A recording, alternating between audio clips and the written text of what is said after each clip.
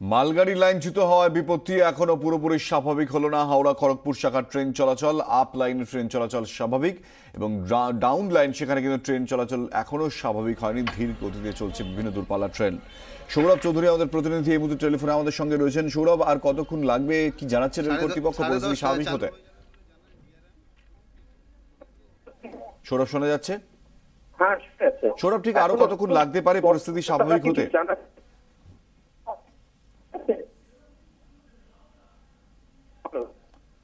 সৌরভ, তোমার আওয়াজটা একেবারেই পরিষ্কার আসছে না। কুড়াল, এখনো পর্যন্ত স্পষ্ট করে কিন্তু রেলের তরফ থেকে কিছু জানানো হচ্ছে না। তবে তাদের বক্তব্য যে মোটামুটি সার্বিকের পথেই, কারণ ডাউন লাইনেও ট্রেন চলাচল তারা শুরু করেছে। তবে কাল রাত থেকে যেহেতু সমস্ত স্টেশনে, খড়গপুরের পর থেকে পরপর সমস্ত স্টেশনে একের পর এক দূরপাল্লার ট্রেন দাঁড়িয়ে গেছে, তার সাথে গুডস ট্রেনও আছে, সেটা স্বাভাবিক হতে বেশ কিছুটা সময় লাগবে। সেই অনুযায়ী তারা চেষ্টা করছে যত দ্রুত সম্ভব এই ব্যবস্থাটা স্বাভাবিক করার।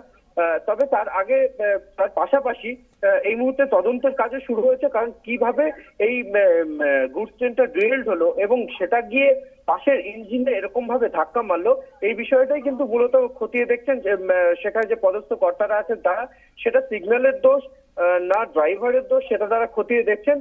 সেই অনুযায়ী ব্যবস্থা নেওয়া হবে, সেটাও রেলের তরফ থেকে জানানো হয়েছে। তবে এখনো পর্যন্ত কিন্তু ডাউন লাইনে যাত্রীদের দুর্ভোগ কিন্তু একই রকম আছে, আপ লাইনেও দুর্ভোগ আছে, কারণ বেশিরভাগ ট্রেনই বাতিল করে দেওয়া হয়েছে। প্যাসেঞ্জার ট্রেনগুলো, বহু দূরপাল্লার ট্রেন, সেগুলো টাইম চেঞ্জ করে দেওয়া হয়েছে, কিছু ট্রেনকে ঘুরিয়ে দেওয়া হয়েছে। সব মিলিয়ে দুর্ভোগ। ধন্যবাদ সৌরভ।